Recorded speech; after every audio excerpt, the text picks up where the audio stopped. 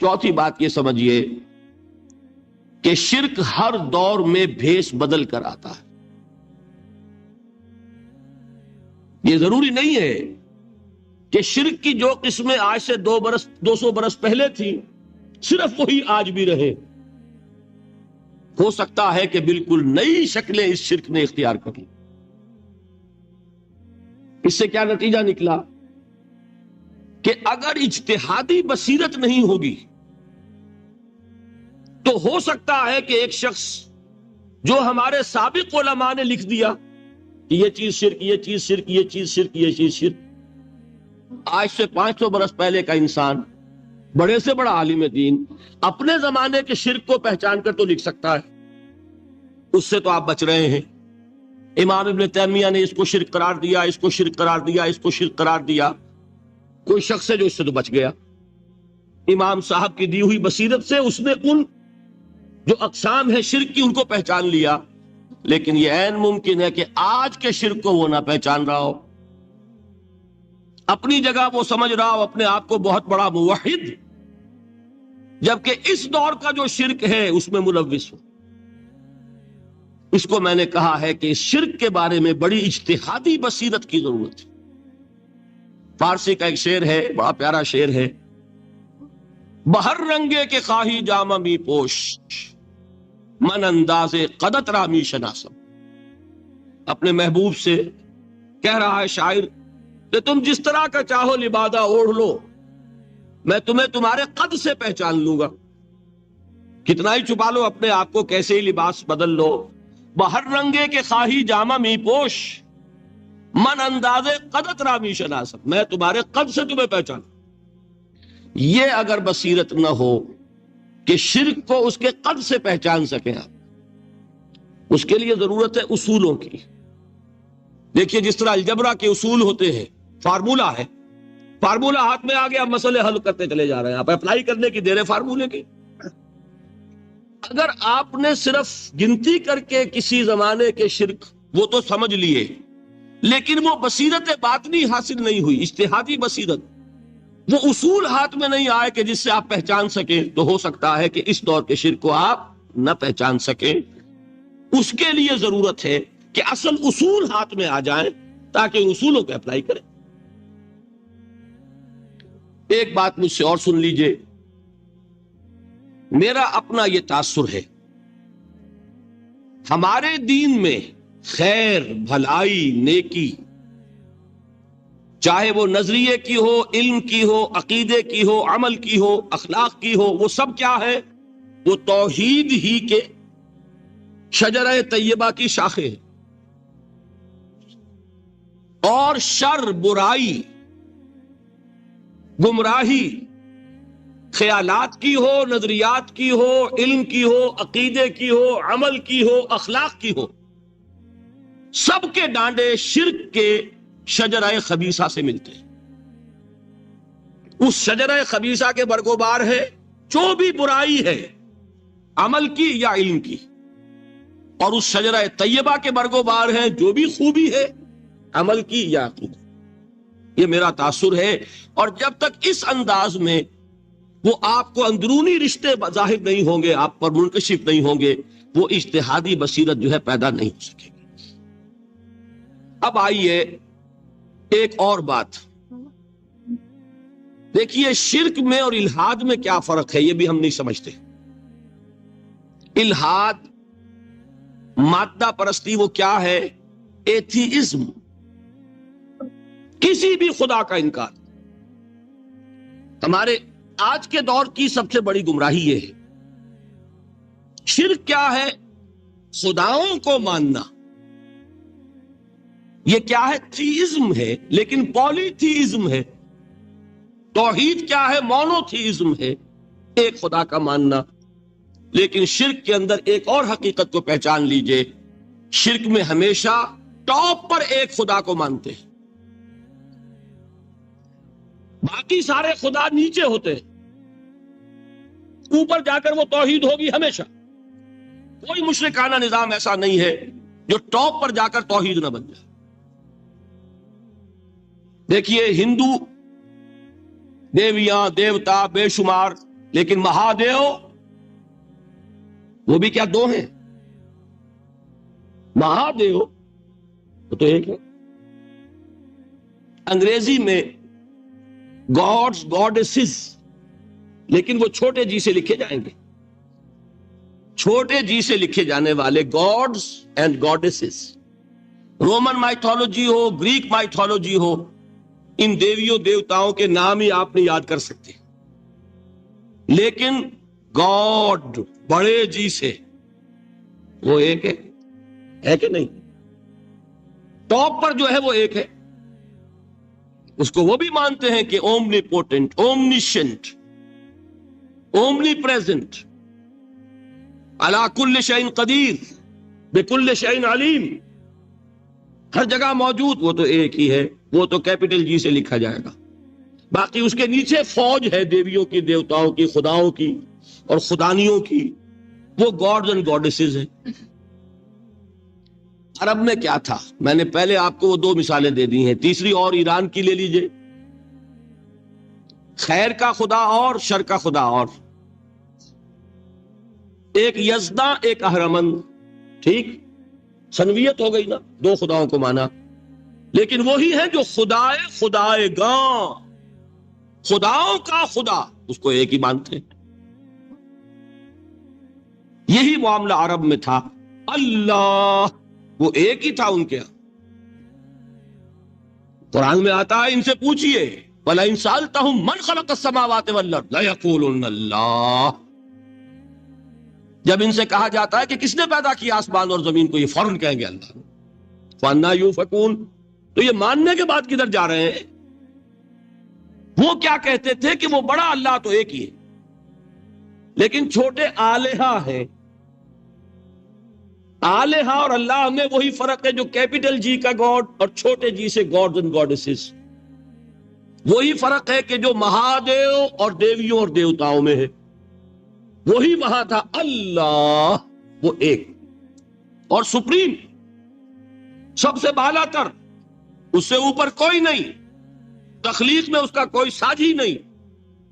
لیکن اس نے کچھ آلہہ ہیں جنہیں کچھ اختیارات تقسیم کیے ہوئے، کچھ اس کے لاڈلی ہستیاں ہیں جو سفارش کر سکتی ہیں. بس یہ شرک تھا مشرکین مکہ. بات سمجھ رہے ہیں؟ اس کا جائزہ لیں گے تو آپ کو، اور جو آج شرک کی اقسام میں بیان کروں گا اس کو ہاتھ میں لیں گے تو کسی موحد کا تلاش کرنا مشکل ہو جائے گا.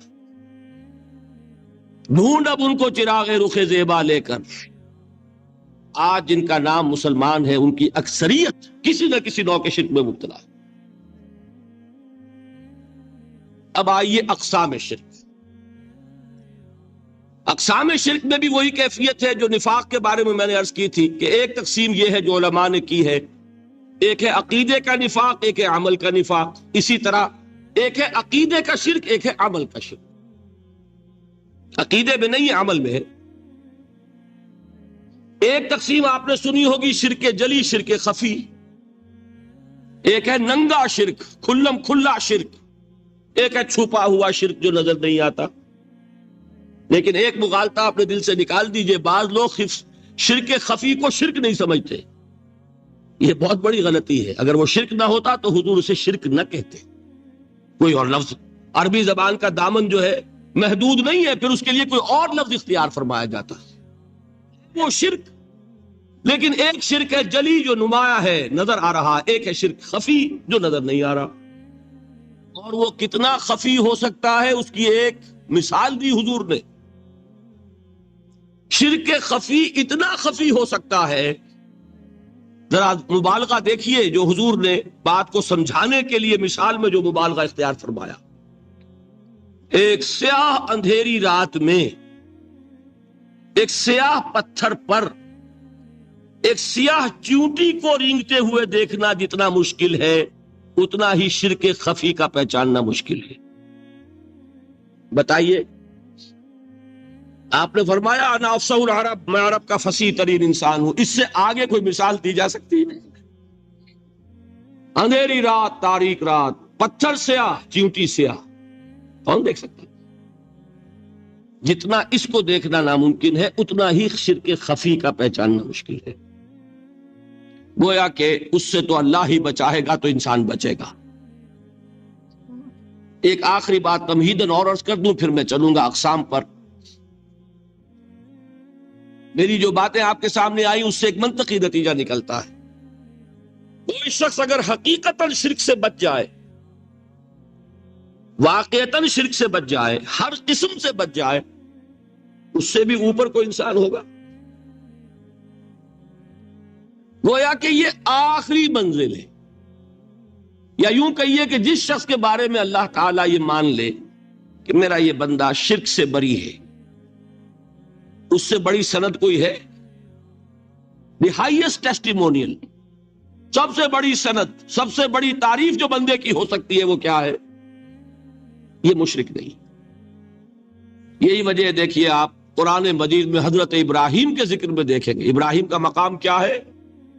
خلیل اللہ، ابو الانبیاء، امام الناس. تین نسبتیں ہیں، تینوں بڑی عظیم. اللہ کے ساتھ نسبت کیا ہے؟ خلیل. واتخذ اللہ ابراہیم خلیلا. ابو الانبیاء، کتنے نبی ہیں ان کی نسل میں؟ اسحاق اور اسماعیل سے چلیے، پھر یعقوب اور یوسف، اور پھر چلیے موسیٰ اور ہارون، اور پھر چلیے سارے انبیاء بنی اسرائیل کے، حضرت عیسیٰ، پھر یہاں تک کہ محمد الرسول اللہ کس کی اولاد ہے؟ ابراہیم کی. ابو الانبیاء. اور نمبر 3، انی جاعلک للناس اماما، امام الناس. اور قرآن میں جو سب سے بڑی سند انہیں دی جاتی ہے وہ کیا؟ وما کان من المشرکین. تو ابراہیم مشرکین میں سے نہیں تھے. معلوم ہوا کہ یہ سب سے بڑی سند ہے، سب سے بڑا سرٹیفکیٹ ہے، سب سے بڑا ٹیسٹیمونیل ہے جو اللہ کی طرف سے کسی کو مل جائے. میں جو اقسام شرک بیان کرنا چاہتا ہوں تو میری تقسیم ذرا مختلف ہے. اب وہ ذرا اپنے ذہن میں وہ نقشہ بنا لیجئے، آپ بنایا کرتے ہیں ایک، اس کو پھر 3 میں تقسیم کیجئے. شرک کی 3 بڑی بڑی قسمیں ہیں. شرک فی الذات نمبر 1، شرک فی الصفات نمبر 2، شرک فی الحقوق نمبر 3. اور یہ میں عرض کر دوں آپ سے پہلے ہی، یہ مضمون بہت طویل ہے.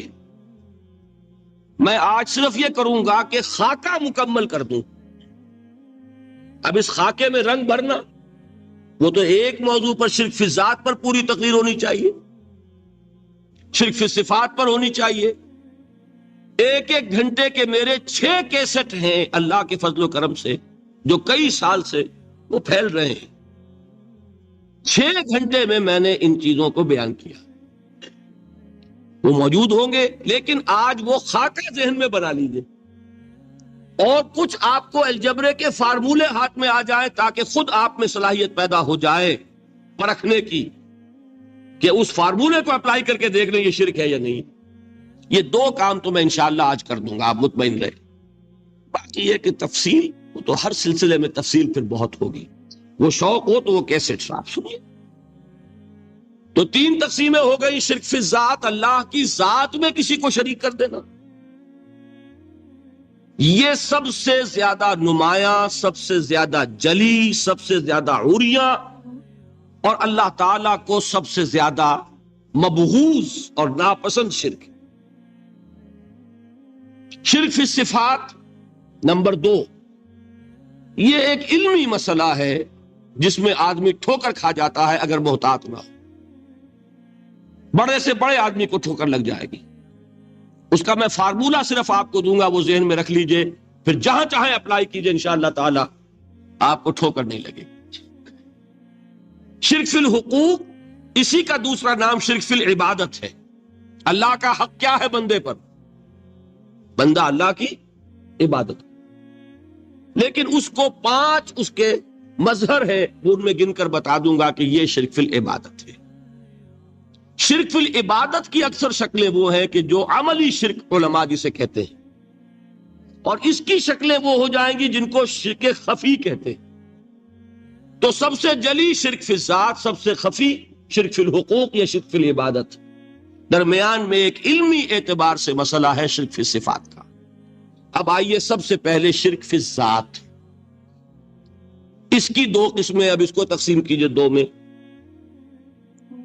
ایک قسم جو زیادہ جلی ہے، زیادہ عریاں ہے، زیادہ ننگی ہے، یہ عجب ستم ظریفی ہے تاریخ کی کہ وہ ان قوموں میں پیدا ہوئی جو اپنا تعلق رسولوں سے جوڑتی ہے۔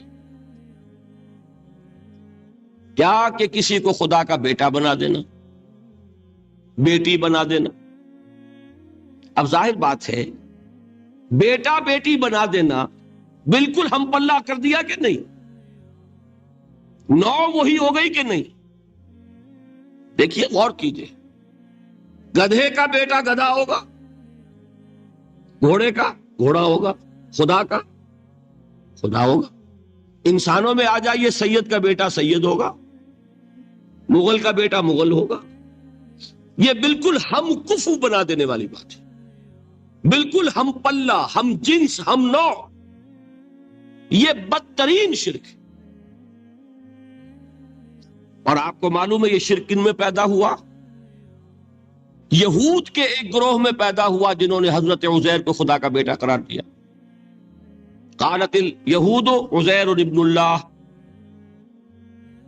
سب سے زیادہ پیدا ہوا عیسائیوں میں جنہوں نے حضرت مسیح کو خدا کا بیٹا قرار دیا، اور واقعہ یہ ہے کہ اس گمراہی میں ان سے آگے کوئی نہیں جا سکتا۔ ان بدبختوں نے یہاں تک صراحت کی ہے کہ مسیح خدا کا صلبی بیٹا ہے، اس لیے کہ دو لفظ آتے ہیں، ایک ہوتا ہے ابن، ایک ہے ولد، ان میں ذرا فرق ہے۔ ابن کا لفظ عربی زبان میں کسی اور سینس میں بھی استعمال ہوتا ہے۔ ابن السبیل کسے کہتے ہیں؟ مسافر کو، تو کیا وہ مسافر اور کیا وہ رستے کا بیٹا ہوتا ہے، سبیل کا بیٹا؟ ابن الوقت کسے کہتے ہیں؟ اپارچونسٹ۔ ابن الوقت کوئی اصول نہیں، گنگا گئے تو گنگا رام اور جمنا آئے تو جمنا داس، یہ کیا ہے؟ ابن الوقت۔ لیکن ابن کے معنی جو ہے وہ بیٹے کے بھی ہے، تو تعویل ہو سکتی ہے، لیکن انہوں نے ولد کہا ہے۔ ولد کسے کہتے ہیں؟ صلبی بیٹے۔ یہ بدترین شرک ہے۔ یہی وجہ ہے کہ قرآن مجید میں آپ دیکھیں گے کہ جتنا غضب اللہ کا ان پر بھڑکا ہے اس عقیدے پر، وَيُنذِرَ الَّذِينَ قَالُوا اتَّخَذَ اللَّهُ وَلَدًا، یہ قرآن نازل ہوا ہے محمد پر صلی اللہ علیہ وسلم تاکہ وہ خبردار کریں انہیں جنہوں نے یہ کہا ہے کہ اللہ نے کسی کو بیٹا بنایا۔ یہ سورہ کہف میں ہے، اور اگلی سورت سورہ مریم میں تو ایسا غضب اللہ کا ظاہر ہوتا ہے، وَقَالُوا اتَّخَذَ الرَّحْمَنُ وَلَدًا لَقَدْ جِئْتُمْ شَيْئًا إِدًّا تَكَادُ السَّمَاوَاتُ يَتَفَطَّرْنَ مِنْهُ وَتَنشَقُّ الْأَرْضُ وَتَخِرُّ الْجِبَالُ هَدًّا أَن دَعَوْا لِلرَّحْمَنِ وَلَدًا وَمَا يَنبَغِي لِلرَّحْمَنِ أَن يَتَّخِذَ وَلَدًا۔ انہوں نے کہا کہ رحمان نے کسی کو بیٹا بنایا۔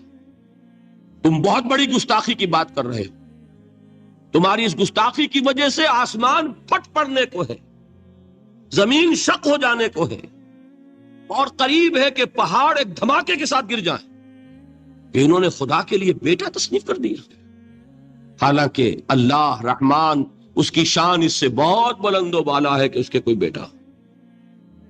اس کی وجہ بھی سمجھ لیجئے کہ بیٹے کی ضرورت کسے ہوتی ہے؟ جو خود فانی ہو۔ کیوں ہے آپ کو طلب بیٹے کی؟ ہم نہ ہوگے ہمارا نام زندہ رہے، یہ ایک اٹرنل ہونے کی خواہش ہے، انہیرنٹ، نام چلے گا۔ اسی لیے بیٹی سے آدمی سمجھتا ہے کہ نام نہیں چلتا۔ یہ طلب جو ہے بیٹے کی کیوں ہے؟ بیٹے سے نسل چلتی ہے۔ اس کی ضرورت کس کو ہے؟ جو خود فانی ہے۔ وَمَا يَنبَغِي لِلرَّحْمَنِ أَن يَتَّخِذَ وَلَدًا، جو خود باقی ہے ہمیشہ کے لیے، اس کو کوئی احتیاج نہیں۔ تو آپ نے بات سمجھ لی، میں بہت مختصر بات کروں گا آج۔ اسی طریقے سے حضرت ابراہیم کی نسل سے تھے جو مکے کے لوگ اور عرب کے لوگ، بنی اسماعیل، جو موحد کامل تھا، ابراہیم جس کو اتنی مرتبہ سند ملی وما کان من المشرکین، ان کی نسل میں وہ لوگ تھے جنہوں نے فرشتوں کو خدا کی بیٹیاں بنا دیا. یہ جو ان کی دیویاں تھیں یہ مؤنث، لات، عزا، منات، یہ سب کیا مؤنث نام ہے. انہوں نے یہ کہا کہ فرشتے جو ہیں وہ خدا کی بیٹیاں. اصل میں عقیدہ کیسے ہوتا ہے؟ انہوں نے کہا بڑے لاڈلے ہیں، لاڈلی ہوتی ہے بیٹی بہت زیادہ، تو یہ خدا کی بیٹیاں ہیں. ہوتے ہوتے ان کا یہ عقیدہ ایسا پکا ہوا کہ بجائے استعارے کے اب انہوں نے حقیقت بنا دیا یہ خدا کی بیٹیاں. ان پر قرآن مجید نے کئی جگہ پر ذرا ایک لطیف انداز میں تنزیہ پیرائے میں بھی کہا ہے کہ بھائی تم نے خوب کیا، انہوں نے الاٹ کیا تو بیٹا تو کیا، تم نے اللہ کو الاٹ کی تو بیٹیاں کی جو تمہیں خود پسند نہیں. الکم البنون، تمہارے لیے بیٹے ہو، وَلَهُ الْبَنَاتُ، اور اس کے لیے بیٹیاں. تو یہ تو ذرا ایک لطیف انداز ہے، تنزیہ پیرایا ہے. لیکن ان تینوں کو اب آپ ایک جگہ کر لیجئے. بیٹا بیٹی قرار دینے کا شرک، یہ کیا ہے؟ شرک فی الذات، ہر اعتبار سے اللہ کا مثل بنا دینا، ہم کف بنا دینا، ہم پلہ بنا دینا، ذات میں شریک کر دینا، یہ بدترین شرک ہے. یہی وجہ ہے دیکھیے قرآن مجید کی عظیم ترین سورت کون سی ہے؟ سورہ اخلاص. وہ ایک تہائی قرآن کے مساوی حضور نے قرار دیا، جس کو سنو سے قرآن کے مساوی، وہ در حقیقت اسی شرک کی نفی پر ہے. قل هو اللہ احد اللہ الصمد لم یلد ولم یولد ولم یکن لہ کفوا احد. یہی آیا اس میں سورہ بنی اسرائیل کی آیت آخری میں نے سنائی تھی، وَقُلِ الْحَمْدُ لِلَّهِ الَّذِي لَمْ يَتَّخِذْ وَلَدًا. کہو کہ کل شکر اور کل تعریف اس اللہ کے لیے جس نے کسی کو اپنا بیٹا بیٹی نہیں بنایا. ولد دونوں پر جاتا ہے، اولاد جیسے آپ کہتے ہیں، اولاد بیٹا بیٹی شریک ہوتے ہیں، نہ اس کا کوئی بیٹا نہ اس کی کوئی بیٹی، نہ وہ جنا گیا نہ اس نے کوئی جنا. ایک قسم تو یہ ہوئی شرک فی الذات کی. دوسری قسم کیا ہے؟ یہ ان مذاہب میں ہوئی ہے جو نبیوں اور رسولوں کی طرف نسبت نہیں رکھتے بلکہ فلسفیانہ مذاہب ہیں. ہندوستان کے اکثر مذاہب فلسفیانہ ہیں. فلسفیانہ مذاہب میں یہ شرک فی الذات کس شکل میں پیدا ہوا؟ دو شکلیں پیدا ہوئی. ایک ہماؤست اور ایک حلول. حلول کیا ہے؟ اللہ نے کسی انسان کے اندر اپنے آپ کو حل کر دیا، انسانی شکل میں وہ خود ظاہر ہو گیا. اوتار کا عقیدہ، انگلش میں گاڈ انکارنیٹ. عیسائیوں میں بھی حضرت مسیح کو گاڈ انکارنیٹ بھی قرار دیا جاتا. خود خدا نے یہ شکل اختیار کر لی. رام چندر جی ہوں، کرشن جی مہاراج ہوں، کیا ہے؟ یہ اوتار ہیں. اللہ نے ان میں حلول کیا یا اللہ نے ان کی شکل میں ظہور کیا. سمجھ میں آگے؟ اور ایک عقیدہ کیا ہے؟ یہ بڑا فلسفیانہ مسئلہ ہے، دیکھیے بڑا ٹیڑھا مسئلہ ہے یہ، لیکن میں اس وقت اس کی تفصیل میں نہیں جاؤں گا، بہت باریک باتیں ہو جائیں گی. مسئلہ کیا ہے کہ اگر خدا کو مان لے تو پھر سوال یہ ہے کہ خدا نے اس کائنات کو کیسے پیدا کیا. یہ ایک سوال آتا ہے ذہن میں، جس کے نہیں آتا وہ کہے گا پاگل پن ہے، خامخواہ اس پر کیوں سوچتے ہیں. لیکن جس کے ذہن میں سوال آ گیا اس کے لیے بڑی مصیبت ہو جاتی. وہ تو سوچتا ہے، انسان کا اختیار نہیں ہوتا اپنے ذہن پر. وہ لاکھ روکے اسے مت سوچو، وہ اور سوچے گا. یہ مصیبت ہے فلسفیوں کی. کیسے پیدا کی؟ اب ایک تصور تو یہ ہے کہ جیسے یہ میز ہے، بڑھئی نے بنایا اس کو، بڑھئی علیحدہ ہے، میز علیحدہ ہے. لیکن اس میں یہ بات ماننی پڑے گی کہ پہلے کوئی چیز تھی جس سے میز بنائی. لکڑی تو تھی نا، اس سے میز بنائی. لہذا ہندوؤں میں ایک عقیدہ یہ ہے کہ خدا بھی قدیم، مادہ بھی قدیم. خدا نے اس مادے سے یہ شے بنا دی، مادے سے یہ بنا دی. وہی مٹی کی تغاری ہوتی ہے، کمہار اس سے کوئی رکابی بنا دیتا ہے، کوئی وہ ہنڈیا بنا دیتا ہے، کوئی گھڑا بنا دیتا ہے. مٹی تو ہے نا پہلے. تو مادہ بھی قدیم، خدا بھی قدیم، اور مادے سے خدا نے یہ شکلیں بنا. ٹھیک، یہ بھی سنویت ہو گئی، توحید تو ختم ہو گئی. تو جن لوگوں کا ذہن تھا توحیدی لیکن اس مسئلے میں الجھ گئے، انہوں نے ایک اور شکل تجویز کی کہ خدا خود ہی اس شکل میں تبدیل ہو گیا. کیسے؟ جیسے برف پگھلتی ہے تو پانی بن جاتا ہے. پانی کہاں سے آیا؟ برف سے. اب کوئی پوچھے برف کہاں ہے؟ بھائی یہی پانی ہے، یہی برف ہے یا نہیں؟ اسی پانی کو آگ کے اوپر آپ نے رکھ دیا، وہ بھاپ بن گئی. اب آپ کہیں برف کہاں ہے، پانی کہاں ہے؟ یہی بھاپ جو ہے یہی در حقیقت پانی ہے، یہی بھاپ جو ہے یہی برف ہے. یہ ہے وہ ہماؤس پینتھیزم جس کو انگریزی میں کہتے ہیں، کہ خود خدا نے روپ دھار لیا اس کائنات کا. یہ دو فلسفے ہیں. کیا ہے یہ؟ بدترین شرک ہے. پہلی اگر شکل ہے تو وہ انسان خدا قرار پا گیا، جس کو اوتار مانا وہ خدا ہو گیا کہ نہیں؟ اور دوسری شکل میں تو ہر چیز ہی خدا ہے، یہ بھی خدا، یہ بھی خدا، پتھر بھی خدا، درخت بھی خدا، ہر چیز خدا. اس لیے کہ وہ برف پگھلی ہے تو پانی بنا ہے. وہ پانی چاہے زیر زمین آ رہا ہے، وہ پانی چاہے زمین کے اوپر دریا کی شکل میں آ رہا ہے، یا زمین میں سوتے چل رہے ہیں، پانی تو وہی برف ہے جو پہاڑوں پر ہمالیہ پر پڑا ہوا، وہی پگھل رہا ہے، یہ کچھ بن رہا. یہ ہے شرک فی الذات کی دوسری قسم جو دنیا میں رہی، پینتھیزم اور انکارنیشن، یا حلول اور ہماؤست. سمجھ میں آگے؟ اب میں ایک بات آپ سے عرض کروں گا. اللہ کا اس امت پر بہت بڑا فضل ہے جس کا آپ کو شکر ادا کرنا چاہیے. اس نوع کے شرک سے یہ امت 15ویں صدی شروع ہو جانے کے باوجود تاحال بحیثیت مجموعی محفوظ ہے.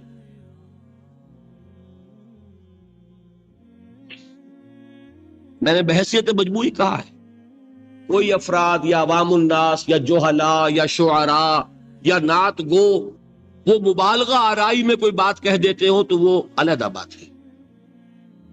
لیکن مسلمانوں میں کوئی مستند فرقہ اور اس کے جو مستند عقائد ہیں ان میں الحمدللہ آج تک ایسی کوئی چیز شامل نہیں. اس کا جب آپ تقابل کریں گے نا، آپ کا کیا خیال ہے عیسائیوں کو حضرت مسیح سے کتنی محبت تھی؟ اس کا تقابل کیجئے جو محبت مسلمانوں کو رہی حضور کے ساتھ. عیسائیوں کی محبت عشر عشیر نہیں بنے گی. اس محبت کے باوجود کہ ہمیں 10 گنا 100 گنا 1000 گنا زیادہ محبت ہے حضور کے ساتھ، لیکن دیکھیے کہ انہوں نے خدا کا بیٹا بنا دیا. یہاں کسی نے حضور کے بارے میں یہ بات آج تک کہی؟ یہ بہت بڑا کنٹراسٹ ہے نا. یہ در حقیقت عقیدت اور محبت کا غلو ہوتا ہے. تو عقیدت اور محبت کی کمی تو یہاں بھی نہیں، الحمدللہ ان سے زائد ہے. لیکن الحمدللہ ثم الحمدللہ ثم الحمدللہ خدا کا بیٹا تو کسی نے نہیں بنایا. اچھا میں ایک اور کنٹراسٹ آپ کو دکھاتا ہوں تاکہ آپ اللہ کا شکر کریں. حضرت علی کی کیا نسبت ہے حضور کے ساتھ؟ نبی اور امتی. حضرت علی کو خدا کہنے والے پیدا ہوئے کہ نہیں؟ بتائیے نا.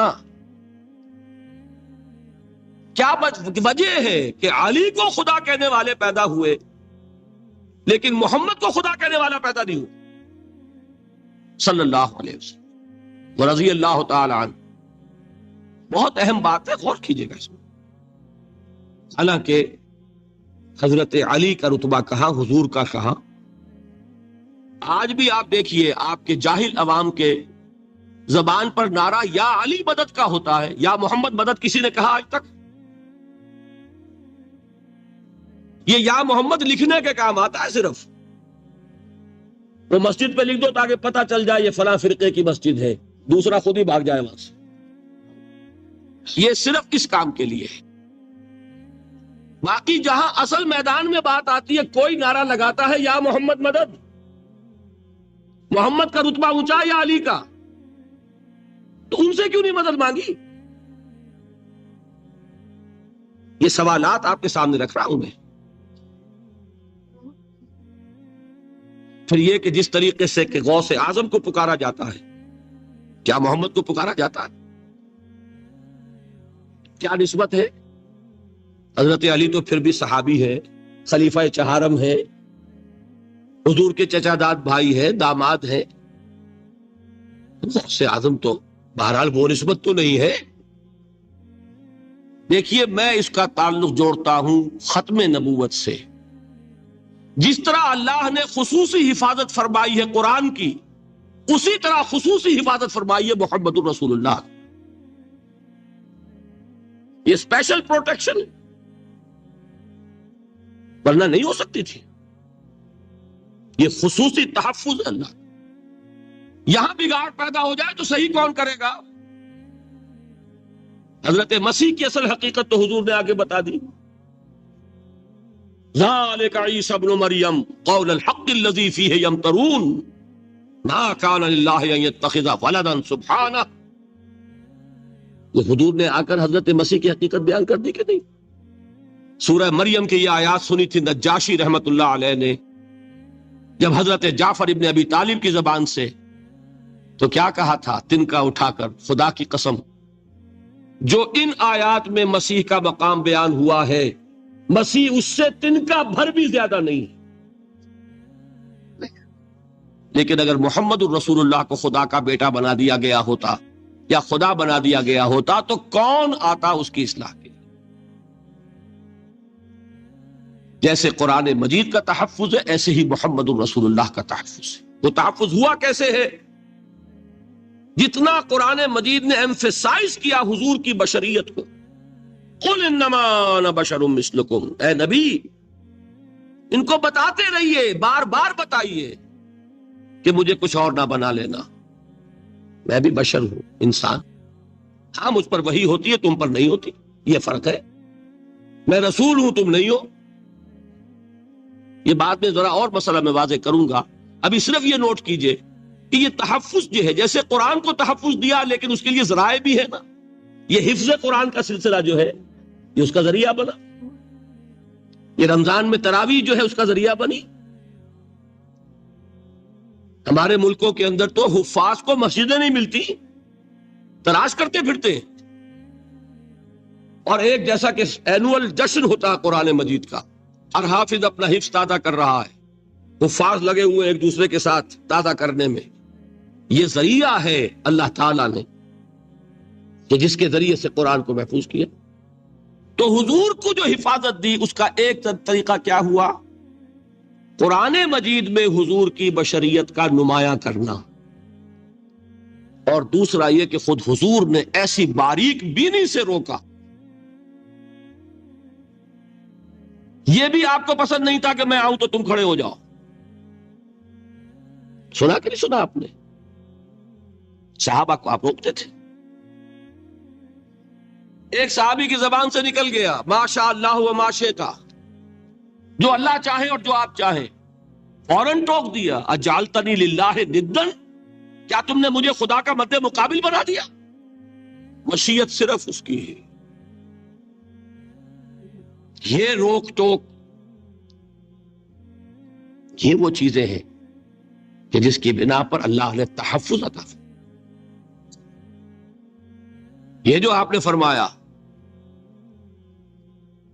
میری قبر کو کسی جلسے اور جشن کا مرکز نہ بنا لے، فرمایا کہ نہیں فرمایا؟ اللہ تعالیٰ لعنت فرمائے بنی اسرائیل پر کہ انہوں نے اپنے نبیوں کی قبروں کو تو میلہ گاہ بنا لیا۔ یہ ساری وہ ہے، یہ تحفظات ہیں، یہ بچاؤ ہے، یہ امت کو متنبع کیا جا رہا ہے۔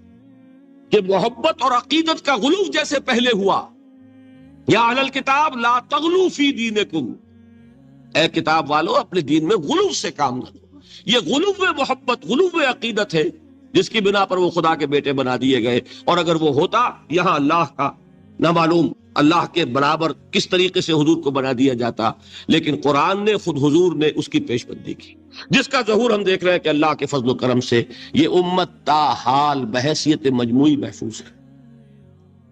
البتہ دیکھیے شاعروں کی باتیں اور ہوتی ہیں، اور عوام کی اور واعظوں کی اور نعت گوؤں کی باتیں جو ہے وہ اور ہیں۔ میں جس چیز کی نفی کر رہا ہوں وہ علماء کی بات ہے۔ شاعروں کا تو قرآن مجید کے اندر خود ہی بھاڑا پھوڑ دیا اللہ نے، وَالشُّعَرَاءُ يَتَّبِعُهُمُ الْغَاوُونَ أَلَمْ تَرَ أَنَّهُمْ فِي كُلِّ وَادٍ يَهِيمُونَ إِنَّهُمْ يَقُولُونَ مَا لَا يَفْعَلُونَ۔ مبالغہ نہ کریں تو شعر میں رنگ ہی پیدا نہیں ہوتا، پھر شعر کائے کو کہنا ہے نثر کہو بھائی، مبالغے سے اس میں ایک تاثیر ہے۔ وہ مبالغے ہمارے شاعروں نے ہمارے نعت گوؤں نے کیے ہیں، اور اس میں اللہ تعالیٰ انہیں معاف کرے، بالکل اوتار کر الفاظ بھی استعمال کر دیے۔ وہی جو مستوی عرش تھا خدا ہو کر، اتر پڑا وہ مدینے میں مصطفیٰ ہو کر۔ بتائیے رام چندر جی کے بارے میں جو عقیدہ ہے، اب کیا فرق رہ گیا؟ بال برابر فرق ہے یا کوئی؟ اور نقطے پیدا کرتے ہیں۔ مدینے کی مسجد میں منبر کے اوپر بغیر عین کا ایک عرب ہم نے دیکھا، کیا سمجھ میں آیا؟ عرب میں سے عین نکالا، کیا بنا؟ یہ نقطہ آفرینی ہے۔ اسی طریقے سے ہماری شاعری میں کچھ ہماؤست کا رنگ بھی پیدا ہو گیا۔ خود کوزاؤ، خود کوزا کرو، خود گلے کوزا، خود رند سبو کش، خود برسر آکوزا، خریدار بے آمد بشکست و رواں شد۔ وہ خود ہی کوزا ہے، خود ہی مٹی ہے جس سے کوزا بنا ہے، خود ہی کوزے کا بنانے والا ہے۔ سمجھ رہے؟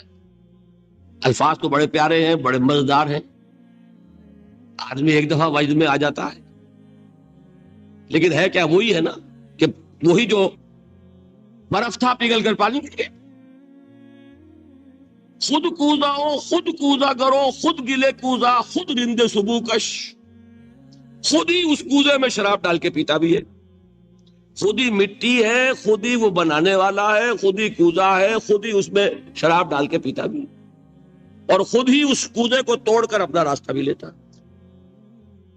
اب آپ اس پر سر دنیے اور جو چاہے کریں، لیکن یہ کہ اس کا ڈانڈے مل گئے کہ نہیں اسی ہماؤس سے؟ لیکن یہ کسی مفتی کی بات ہے کیا؟ یا کسی ائمہ دین میں سے کسی کا قول ہے؟ بھائی شاعروں کی باتیں سن لیا کریں، اللہ اللہ خیر سمجھ۔ ان چیزوں کا بہت زیادہ سختی کے ساتھ نوٹس بھی لینے کا کوئی فائدہ نہیں ہوتا۔ بات وہ ہونی چاہیے کہ جو علماء کہہ رہے مستند عقائد جو ان کی کتابوں میں درج ہو، ان سے بات ہونی چاہیے۔ تو یہ چیزیں، یہ گمراہیاں آئی ہیں، لیکن الحمدللہ ثم الحمدللہ کہ یہ عوام میں ہے، جہلاء میں ہے، شعراء میں ہے، نعت گو میں ہے، یہ کسی بھی مستند دینی فرقے کے مستند علماء میں ہم کے ہاں موجود۔ البتہ ایک مسئلہ جو ہے نور اور بشر کا، وہ ذرا تھوڑا سا میں حل کر دوں آج۔ آپ سمجھتے ہوں گے لا ینحل ہے۔ میں نے جس طرح کہا تھا کہ امام بخاری کا قول بھی 100% درست اور امام ابو حنیفہ کا بھی 100% درست ثابت کیا کہ نہیں؟ اسی طرح میں کہتا ہوں جو حضور کو بشر کہتے ہیں وہ بھی 100% درست، جو حضور کو نور کہتے ہیں وہ بھی 100% درست۔ مطلب کیا ہے؟ دیکھیے ہر انسان کے وجود کے دو حصے ہیں، میں نے پہلے دن شاید کچھ بیان کیا تھا۔ ایک خاکی وجود، اور اینیمل بینگ جو حیوان ہے ہمارا، ایک وہ روح ربانی جو اس میں پھونکی گئی۔ آدم میں جب وہ روح پھونکی گئی تب وہ مسجود ملائک بنے۔ فَإِذَا سَوَّيْتُهُ وَنَفَخْتُ فِيهِ مِن رُوحِي فَقَعُوا لَهُ سَاجِدِينَ۔ دو جگہ آئے تھے قرآن مجید میں ایک شوشے کے فرق کے بغیر، سورہ حجر اور سورہ صاد، جب میں اس کو پوری طرح تیار کر لوں اور اس میں اپنی روح میں سے پھونک دوں تو گر پڑنا اس کے سامنے سجدے میں۔ ہمارا جو خاکی وجود ہے وہ ظلمانی ہے، اور جو ہمارا روحانی وجود ہے وہ نورانی ہے۔ اس کی نسبت کس سے ہے؟ اللہ سے۔ بات سمجھ میں آئی؟ لیکن ہم نے اپنے اس نورانی وجود کو اپنے خاکی ظلمانی وجود میں دفن کیا ہوا ہے، اور محمد الرسول اللہ صلی اللہ علیہ وسلم کا وہ نورانی وجود آپ کے اس خاکی وجود پر اس درجے غالب تھا کہ وہ خاکی وجود معدوم کے درجے میں ہے، لیکن وہ حضور صلی اللہ علیہ وسلم پر اثر انداز نہیں ہو سکتا۔ وہی خاکی وجود ہے جسے ہم نفس کہتے ہیں، نفس غلبہ کر سکتا ہے محمد پر صلی اللہ علیہ وسلم۔ حضور کی شخصیت کی نورانیت نے آپ کی شخصیت کے خاکی وجود کا احاطہ کیا ہوا، ہماری شخصیت کی ظلمانیت نے ہماری اس نورانیت کو گل کیا ہوا، دفن کیا ہوا، چھپایا ہوا، بس یہ فرق ہے۔ انہیں آپ کہہ لیں نور، صحیح ہے، ان کی نورانیت غالب ہے۔ یہی بات ہے جو حضور نے اس طرح سمجھائی۔ دیکھو ہر انسان کے ساتھ ایک شیطان ہوتا ہے۔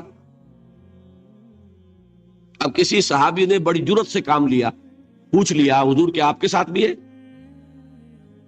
ہر انسان کے ساتھ جو کہا نا، تو انسان تو ہے آپ بھی، جو کہ آپ کے ساتھ بھی ہے۔ آپ نے فرمایا ہے، لیکن میں نے اسے مسلمان کر رکھا۔ بات ختم ہو گئی، نفی نہیں ہے، وہ میرے تابع ہے، میرا مطیع ہے، مجھے غضب نہیں پہنچا سکتا، ہے تو صحیح، لیکن نہ ہونے کے درجے میں آ گیا کہ نہیں؟ یہ ہے فرق سارا۔ اور میں یہاں پہ کوٹ کرنا چاہتا ہوں ایک بہت بڑے بریلوی مکتب فکر کے عالم دین، صاحب زادہ، نام میرے ذہن سے ایک دم اتر گیا، فیض الحسن، اللہ تعالیٰ ان کی خطاؤں سے درگزر فرمائے، ان کی مغفرت فرمائے۔ آپ نے سنا ہوگا نا نام۔ انہوں نے ایک روز تقریر کی جو میں نے سنی، اور تقریر کہاں کی؟ ساہیوال میں۔ وہاں کا ایک بہت مشہور چوک ہے، مہاجرین، مسجد مہاجرین کہلاتی ہے، وہاں تقریر تھی ان کی، میں نے سنی۔ ان کے الفاظ یہ تھے کہ کیا آپ لوگ ہمیں جاہل سمجھتے؟ کیا ہمیں عربی نہیں آتی؟ کیا ہم نے قرآن نہیں پڑھا جس میں بار بار یہ لکھا ہوا ہے کہ حضور بشر ہیں؟ حضور بشر ہیں، لیکن اصل میں ہم حضور کی بشریت کو نمایاں کرنے کو سوء ادب سمجھتے ہیں۔ بات سمجھیے آپ نے، اس قدر پیاری بات ہے۔ انہوں نے کہا کہ آپ کے باپ کا نام کیا ہے؟ عبد الرحمن۔ آپ عبد الرحمن کہہ کے پکارتے ہیں انہیں؟ ابا جان۔ ابھی آپ نے وہ آیات سنی، حضرت ابراہیم نے اپنے مشرک باپ کو یا ابت ہے، یا ابت ہے، بڑا پیارا ترجمہ کیا، ابا جان، ابا جان۔ کیا نام لے گے؟ آپ کے باپ کا نام ہے، نام نہیں لیتے آپ، کیوں؟ ادب کی وجہ سے۔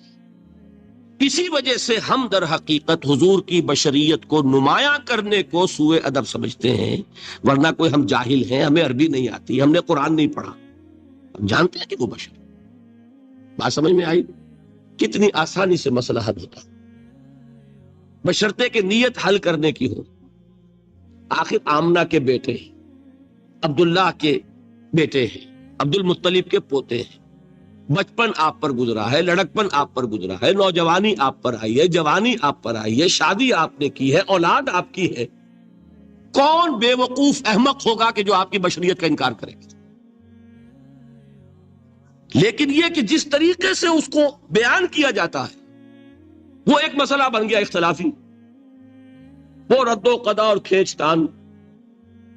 اور اس میں بھی سمجھ لیجئے مثلکم پر جو ایمفیسس بعض حضرات دے دیتے ہیں اپنے توحیدی، جو ان کے اندر ایک مزاج ہے، اللہ تعالیٰ ان کے مزاج کو اور پختہ کرے، لیکن اس میں بھی مبالغہ کیا جاتا ہے۔ ایک حدیث مجھ سے سنیے جس میں حضور نے مثل کا انکار کیا۔ مثلکم کا مطلب اگر کسی نے یہ سمجھا کہ بالکل ہم جیسے ہیں تو بہت بڑی مغالطے میں۔ حضور صوم وصال سے منع فرماتے تھے، خود رکھتے تھے۔ صوم وصال کیا ہے؟ آج روزہ رکھا، شام کو افطار نہیں کیا، وہی روزہ رات بھر چل رہا ہے، اگلے دن بھی چل رہا ہے، شام تک کو جا کے پھر کھولا تو 2 دن کا صوم وصال ہو گیا۔ اگلے دن بھی نہیں کھولا، چلا تو 72 گھنٹے کا صوم وصال ہو گیا۔ یہ کیا ہے؟ صوم وصال۔ خود رکھتے تھے اور صحابہ کو روکا۔ صحابہ میں سے کسی نے ہمت کر لی، حضور آپ خود رکھتے ہمیں روکتے۔ فرماتے ہیں ایکم مثلی، تم میں سے کون مجھ جیسا ہے؟ ابھی تو عند ربی، میں تو اپنے رب کے پاس رات گزارتا ہوں، ہوا یطعمنی ویسقین، وہ مجھے کھلاتا ہے پلاتا ہے۔ بتائیے کون ہے جو اس کا دعویٰ کرے گا؟ حضور کے خصائص ہیں۔ حضور خود فرماتے ہیں تم صرف سامنے سے دیکھتے ہو، میں پیچھے سے بھی دیکھتا ہوں۔ کہاں ہوا وہ مثلیت؟ اگر آپ نے بالکل اپنے جیسا سمجھ لیا تو بڑے مغالطے میں ہیں۔ نبی کا مقام ہے، نبی کا رتبہ ہے، نبی کے خصائص ہیں۔ آپ سو گئے تو آپ کی نیند، آپ کی وضو ٹوٹ گئی اور نبی سو گیا تو کہاں گئی مثلیت؟ پھر مثل اس معنی میں کہ بشر ہیں، نسل آدم سے ہیں، اس میں کوئی شک نہیں، اس معنی میں مثل ٹھیک ہے، قل انما انا بشر مثلکم، لیکن ہر اعتبار سے تو نہیں۔ سب سے بڑا فرق یہی ہے کہ وہی آ رہی ہے، معراج پہ تشریف لے گئے ہیں، اس دنیا میں بیٹھے ہوئے بھی جنت کا مشاہدہ فرما لیتے ہیں، کرا دیا جاتا ہے، دوزخ کا مشاہدہ کرایا جاتا ہے، فرشتے کو دیکھ رہے ہیں، یہ چیزیں ہیں۔ اور پھر خصائص جیسا کہ میں نے عرض کیا کہ آپ پیچھے سے بھی دیکھتے ہیں۔ آپ کا معاملہ یہ ہے کہ آپ اگر سو جائیں تو آپ کا وضو نہیں ختم ہوگا۔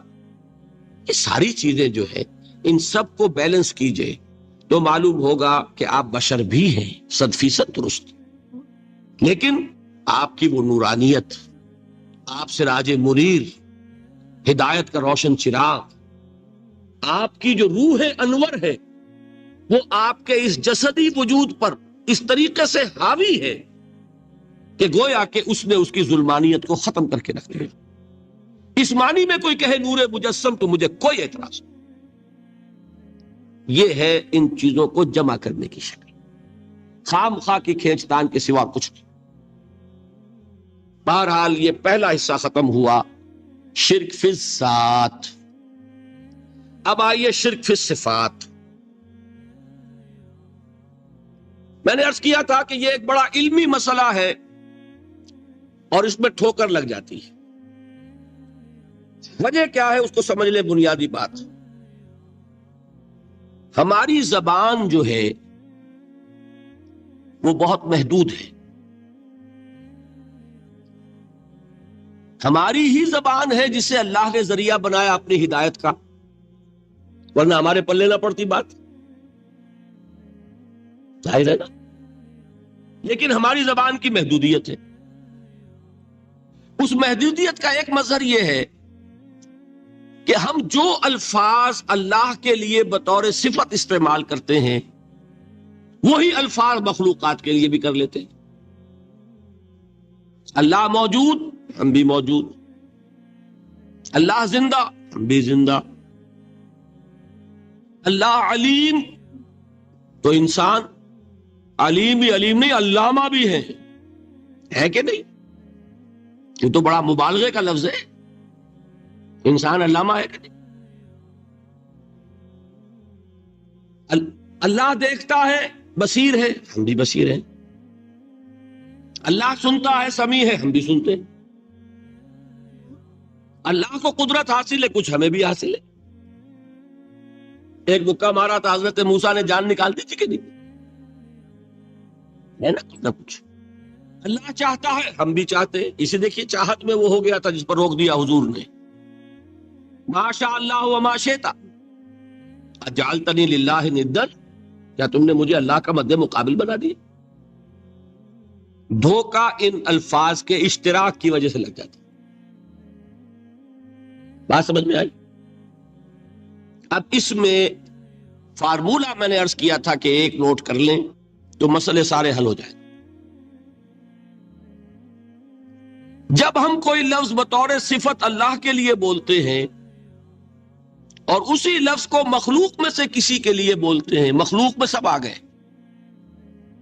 جمادات، حیوانات، انسان، اولیاء اللہ، فرشتے، انبیاء، رسول، سب مخلوق تو ہیں نا۔ تو کل مخلوقات کو جب ہم ایک لفظ بطور صفت استعمال کریں گے اللہ کے لیے اور اسی لفظ کو استعمال کریں گے بندوں کے لیے، تو ان میں 3 فرق ہیں جو ذہن میں رہنے چاہیے، گن کر یاد کیجئے۔ اللہ کی ذات قدیم ہے، ہمیشہ سے ہے، اسی طرح اس کی صفت بھی قدیم ہے، ہمیشہ سے ہے۔ مخلوقات حادث ہیں، ان کی صفات بھی حادث ہیں، حادث قدیم کے مقابلے میں کہ پہلے نہیں تھی پھر ہو گئی۔ ایک فرق، اللہ کی ذات از خود ہے، کسی اور نے تو اس کو وجود نہیں بخشا نا، اللہ کا وجود از خود ہے، ذاتی ہے۔ اسی طرح اس کی صفات ذاتی ہیں، کسی اور کی عطا کردہ نہیں ہے۔ مخلوق کوئی ہو کسے باشد، ان کا وجود ذاتی نہیں عطائی ہے، اللہ نے دیا تو وجود ملا۔ اسی طرح ان کی صفات عطائی ہے، ذاتی نہیں۔ 2 فرق ہو گئے۔ اللہ کی ذات مطلق ہے، لا محدود، اسی طرح اس کی صفات مطلق ہیں، لا محدود۔ مخلوق کی ذات محدود، کسے باشد، صفت بھی محدود۔ 3 فرق ہے، ذاتی عطائی، قدیم حادث، لا محدود محدود۔ 3 فرق ذہن میں رہیں تو جو صفت بھی آپ اب بولیں گے اس میں یہ تینوں باتیں ذہن میں رہیں۔ سمجھ میں آ گئی بات؟ اب اس کا اطلاق کیجئے تو یہ علم غیب کا مسئلہ حل ہو جائے گا۔ یہ بھی لا ینحل سمجھا جاتا ہے۔ علم کسی کا بھی ہو، انسان، فرشتہ، اولیاء، انبیاء، رسول، حضور صلی اللہ علیہ وسلم، کسی کا بھی حادث ہے، قدیم نہیں ہے،